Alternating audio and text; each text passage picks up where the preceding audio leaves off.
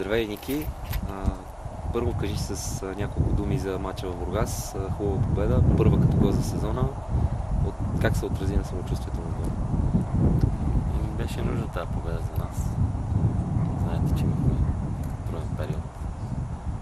Много лоша загуба от Лудогорец с 6 гола. Трябваше да се дигаме по някакъв начин. Тия две победи ни изправиха. Гледаме напред. Имаме домакинство. Ако биеме, ще излезем самочувствие срещу ЦСКА. Преодоляно ли е вече напрежението и разочарованието от много тежката загуба от Лудогорец? Трудно ще забравяме тази загуба, защото това е един резил за нас. 6 гола да получиш, въпреки че играхме с 10 човека. Не е много приемливо, но гледаме напред. Затова е футбола интересно.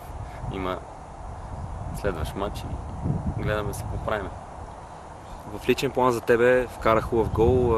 Как ти се отразява на самочувствието, след като през този сезон, за разлика примерно от пролетта, не си твърд титуляр?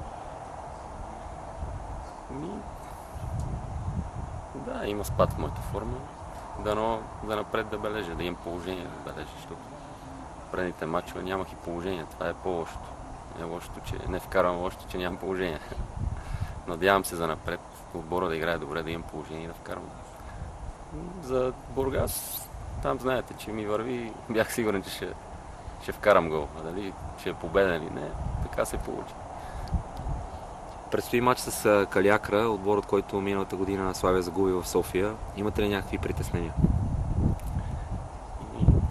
По принцип ние играеме слабо като домакини срещу по-така противници от долната таблица.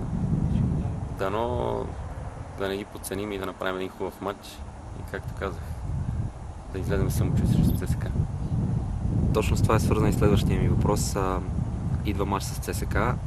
Има ли някакво желание за реванш за финала за Купата за България или просто ЦСКА си е дразнител, когато я си игра с тях? Да, има закачка от преди 3 месеца от финала, но и да не беше този финал, срещу ЦСКА винаги се излиза на 100%. Това е матчът ЦСКА Левски. Литекс. Трябва да се доказвам срещу тия отбори. Къде виждаш Славия в края на есенния полусезон и, макар че изглежда доста далеч, в края на първенството? Като погледна съблекалнята, има много добри футболисти.